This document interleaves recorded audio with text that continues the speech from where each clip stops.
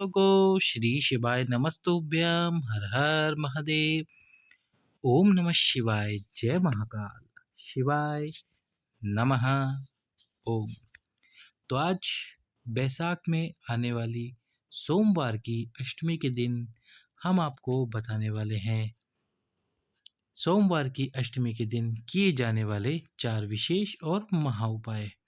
ये सोमवार की अष्टमी के दिन आप 4 में से कोई भी एक उपाय कीजिए। आपके जीवन में यदि संतान प्राप्त नहीं हो रही, वंश वृद्धि नहीं हो रही, तो एक बार ये प्रयास ज़रूर करके देखिए। और यदि आप वो 7 दिन सप्त तीर्थ वाला उपाय कर रहे हैं, तो वो भी कर लीजिए। और एक उपाय 4 में से कोई भी सोमवार की अष्टमी के दिन कर लीजिए। तो कैसे करने हैं ये उपाय, आज के इस वीडियो में यही हम आपको बताने वाले हैं। वीडियो को लाइक करके, चैनल को सब्सक्राइब करके, वीडियो को अधिक से अधिक लोगों के पास शेयर कर दो। तो चलिए वीडियो शुरू करते हैं। सबसे पहला उपाय जो कि है 31-31 वाला उपाय, जो गुरु जी ने अपनी पिछले वर्षों की कथाओं में बताया था। 31 अक्षत यानी कि चावल के दाने, 31 मूंग और 31 बेलपत्र कहाँ पर और कैसे और किस प्रकार से समर्पित करने हैं आपको। तो सबसे पहले तो आपको 31 चावल, जो कि सब सारे के सारे चावल के दाने अक्षत अक्षत साबुत हो, एक भी अक्षत टूटा हुआ ना हो। इसके बाद में वो सारे अक्षत लेने हैं आपको। और वो अक्षत, ये जो भगवान शंकर का मंदिर है, मंदिर की जो चौखट है, चौखट में जब हम बाहर निकलते हैं, बाहर निकल के जो सीधा हाथ पर स्थान है, उस स्थान पर आपको 31 चावल के दाने पहले तो अपने हाथ में रखो। और उसको हाथ में रखकर अपनी कामना बोलते हुए ये सभी 31 अक्षत और चावल के दाने यहाँ समर्पित कर दो। फिर आपको लेने हैं 31 मूंग। अब ये जो 31 मूंग है, ये 31 मूंग आपको समर्पित करने हैं जो नंदी जी का एक पैर ऊपर उठा हुआ होता है, उस पैर के बिल्कुल पास में। ये देख रहे हैं आप, नंदी जी का जो ये एक पैर ऊपर उठा हुआ है, इस पैर के पास में आपको वो 31 मूंग के दाने समर्पित करने हैं। समर्पित करते हुए आपको अपनी कामना बोलनी है और कामना बोलते हुए ये उपाय करना है। इसके बाद आते हैं बेलपत्र। अब ये बेलपत्र या तो आप मंदिर के अंदर लाल चंदन और पीला चंदन लगा लो, या फिर आप घर से ही बेलपत्र पे लाल चंदन और पीला चंदन लगा कर ले जाओ। यदि मंदिर में लगाओगे तो समय बहुत लगने वाला है आपको, और घर पर लगाओगे तो उपाय मंदिर में जब जाके करोगे तो जल्द से जल्द और शीघ्र अतिशीघ्र उपाय संपन्न हो जाएगा। तो आप घर पे ही लगा के ले आ सकते हो। बेलपत्र की प्रत्येक पत्ती पर लाल चंदन और प्रत्येक पत्ती पर पीला चंदन। पूरी पत्ती पर ना भी लगाओ तो केवल जो बेल पत्र की पत्तियां हैं उन पर एक एक बिंदी लगा दो लाल चंदन और पीले चंदन की। अब आपको ये 31 के 31 बेलपत्र पे लाल चंदन और पीला चंदन लगाने के बाद में भगवान शंकर का जो शिवलिंग है, उसमें जो माता अशोक सुंदरी का स्थान है, वहाँ समर्पित करने हैं। दक्षिण दिशा में खड़े हो जाना। यदि उपाय शुरू करने से पहले आप कलश से जल समर्पित करना चाहते हैं, तो भगवान शंकर के शिवलिंग पे 2 कलश जल दोनों हाथों से, यानी कि एक एक कलश जल एक एक हाथों में लेते हुए भगवान शंकर के शिवलिंग पर जरूर समर्पित करें। शिवलिंग पे जल समर्पित करते हुए अपनी कामना बोलिए। इसके बाद में उपाय शुरू कीजिए। चावल के दाने, मूंग के दाने समर्पित करने के बाद एक एक बेलपत्र तुमरुकेश्वर महादेव के नाम से समर्पित करना शुरू कीजिए, जिसकी डंडी आपके विपरीत में हो। इस प्रकार से एक एक बेलपत्र समर्पित कीजिए। और समर्पित करते करते कुल 31 बेलपत्र आपकी कामना करते हुए आप यहाँ पर समर्पित कर दीजिए। इस प्रकार से ये उपाय शुरू होगा और समाप्त हो जाएगा। उपाय आपको किस प्रकार से करना है ये हमने आपको बता दिया। इसमें आपको व्रत नहीं रखना है, केवल सोमवार के अष्टमी के दिन ये उपाय करना है। चलते हैं हमारे दूसरे उपाय की तरफ। तो दूसरा जो उपाय है वो है खीर वाला उपाय। खीर वाला उपाय ये आपको किस प्रकार से करना है। सबसे पहले तो सोमवार अष्टमी के दिन आपको खीर का भोजन यानी कि खीर का प्रसाद बनाना है। अब ये खीर का प्रसाद बनाने के बाद में बेलपत्री के वृक्ष के नीचे एक ब्राह्मण जोड़े को बिठाना है। अब ये ज़रूरी नहीं है कि आप मंदिर से ही पंडित और उनकी धर्मपत्नी जी को लेकर आएँ। आपके गली में, नगर में, शहर में जो भी वर्ण से ब्राह्मण हो, आप उसको बुला लीजिए। पति-पत्नी को, साथ में यदि उनके छोटा बच्चा है तो उसको भी बुला लीजिए। उस बच्चे को उस माता की गोद में बिठाकर बेलपत्री के वृक्ष के नीचे प्रदोष काल में करेंगे तो अच्छा रहेगा, नहीं तो आप सुबह भी इस उपाय को कर सकते हैं। सबसे पहले तो आपको बेलपत्री के वृक्ष के नीचे जो बेलपत्र की मिट्टी है उसका शिवलिंग बनाना है, यानी कि पार्थिव लिंग बनाकर उन पार्थिव लिंग की पूजन अर्चना करनी है। उनके सम्मुख में वो खीर का भोजन रखना है। इसके बाद में आपको जो ब्राह्मण जोड़ा है और ब्राह्मण पति पत्नी है उनकी गोदी में उनके बच्चे को बिठाकर, यदि छोटा बच्चा है तो, नहीं तो आप उनको ही खीर का भोजन करा दीजिए बेलपत्री के वृक्ष के नीचे।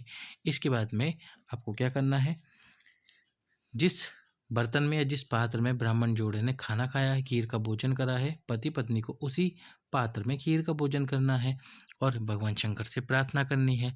जब आप ये पार्थिव शिवलिंग का निर्माण करके पूजन अर्चना करेंगे तो आपको एक दीपक लंबी बात का प्रज्वलित करना है और इसके साथ ही जो शिव जी के सम्मुख में आपने खीर रखी थी प्रसाद स्वरूप में, और जो जो खीर आप बेलपत्र के वृक्ष के नीचे बैठकर खाएंगे, उसी के साथ में इस खीर का भी आपको सेवन कर लेना है। बाबा से प्रार्थना करनी है, 3 महीने इंतजार करना है। सोमवार अष्टमी के दिन किया जाने वाला ये विशेष उपाय, खीर वाला उपाय, जिसको कर कर कई माताओं बहनों को संतान प्राप्ति हुई है, आप भी एक और प्रयास ज़रूर करें। चलते हैं हमारे अगले उपाय की तरफ। यदि आप ये उपाय नहीं कर सकते, बेलपत्री का वृक्ष नहीं है आसपास में, तो आपको क्या करना है, भगवान शंकर के सम्मुख में, यानी कि जो आपका शिव मंदिर है, जिस शिव मंदिर में आप जाते हो उसी शिव मंदिर में आपको उस खीर को लेकर जाना है। शिव जी के सम्मुख में खीर को रखना है, बाबा से प्रार्थना करनी है उसको प्रसाद स्वरूप बनाने के लिए, और इसके साथ ही प्रसाद स्वरूप बनाने के साथ ही फिर उस खीर को घर पर लेकर आना है और उस खीर का सेवन कर लेना है। इस प्रकार से आपको उपाय करना है। यदि बेलपत्री का वृक्ष नहीं हो आसपास में, बेलपत्री का वृक्ष हो तो ब्राह्मण जोड़े को बुलाइए, उनको बिठाकर खाना खिलाइए, यानी कि खीर का प्रसाद खिलाइए। और यदि बेलपत्री का वृक्ष ना हो तो फिर भगवान शंकर के सम्मुख में ही आपको खीर रखनी है, बाबा से प्रार्थना करनी है और उपाय करना है। चलते हैं हमारे अगले उपाय की तरफ। तो अगला जो उपाय जो वैशाख महीने में गुरुजी ने बताया था करने के लिए, वो है 2 कलश जल वाला उपाय। 2 कलश जल वाला उपाय एक मिट्टी के पात्र वाला उपाय, और इसके साथ ही एक नॉर्मल पात्र वाला। तो एक मिट्टी का पात्र लेना है आपको और एक नॉर्मल यानी कि स्टील या फिर जो भी आपके पास में कलश हो वो ले लेना है। पति और पत्नी दोनों को इस उपाय को करना है। क्या करना है आपको इस उपाय के अंदर, 2 कलश लेने के साथ ही एक तो मिट्टी का पात्र जिसमें आपको जल भर लेना है, और एक हो जाएगा आपके पास में जो नॉर्मल कलश, जो स्टील का तांबे का जो भी है आपके पास में, दोनों में जल भर लेना। अब एक कलश के ऊपर दूसरा कलश रख देना, यानी कि जो नॉर्मल पात्र है उसको मिट्टी वाले कलश के ऊपर रख देना इस प्रकार से। तो मिट्टी के कलश पर इस स्टील के या तांबे का जो भी कलश है आपके पास में उसको रख कर आपको घर से बाहर निकलना है। पति और पत्नी दोनों को ही उपाय करने जाना है। इसके बाद में आपको वट वृक्ष के नीचे जाना है। वट वृक्ष के नीचे जो भी भगवान शंकर का मंदिर है उस शिवलिंग पे जल समर्पित करना है। यदि नहीं है तो वट वृक्ष के नीचे जो शिव जी का शिवलिंग रखा हो उस पर उपाय कर लेना। वो भी ना हो तो वट वृक्ष के नीचे कोई कंकर हो, उस कंकर को शंकर मानकर उपाय कर लेना। सीधे हाथ में मिट्टी का पात्र लेना है, उल्टे हाथ में ये वाला पात्र लेना है, और आपको 3 नाम लेने हैं। सबसे पहले लेना है नाम प्रजापति दक्ष। दूसरे नंबर पर जो नाम लेना है आपको वो लेना है माता प्रसूति, और तीसरे नंबर पर जो आपको नाम लेना है वो लेना है माता वीरिणी। तो प्रजापति दक्ष, माता प्रसूति और वीरिणी के नाम से वो जल आपको भगवान शंकर के शिवलिंग पे समर्पित करना है। जब ये तीनों नाम आप ले लो तो इन तीनों नामों को एक बार फिर से लो और फिर तुम रुगेश्वर महादेव का नाम लो।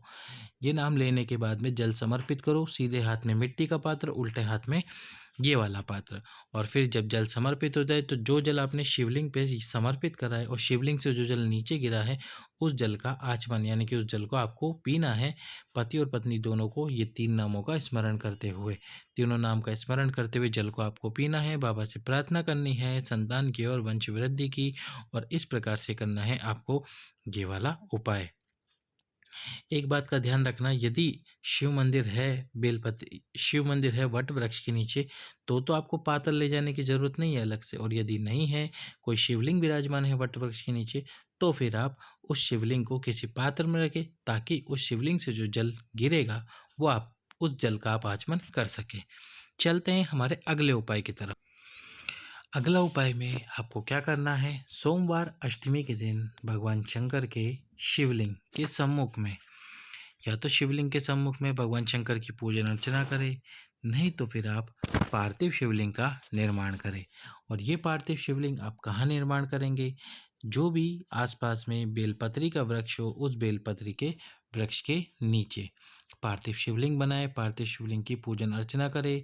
सोमवार अष्टमी के दिन पार्थिव शिवलिंग की पूजन अर्चना करने पर आपको मनवांछित मनोकामना की पूर्ति होती है। और यदि आपकी कामना संतान की है तो जो पार्थिव शिवलिंग का निर्माण आप कर रहे हैं, उस पार्थिव शिवलिंग का निर्माण करने के बाद में उस पार्थिव शिवलिंग पर जब पूजन अर्चना करें, पार्थिव शिवलिंग की पूजन अर्चना करें, तो 21 गेहूं के दाने अवश्य ही समर्पित करें संतान कामना करते हुए। फिर पार्थिव शिवलिंग की जब पूजा करें तो एक बेलपत्र तुमरुकेश्वर महादेव और कृष्णेश्वर महादेव के नाम से समर्पित करें।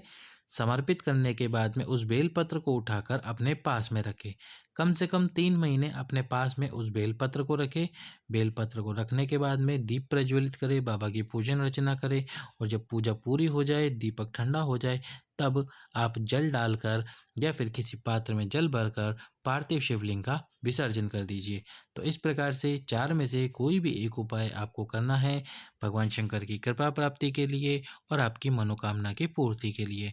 वीडियो को लाइक, चैनल को सब्सक्राइब और वीडियो को अधिक से अधिक लोगों के पास में शेयर करें। सभी भक्तों को श्री शिवाय नमः।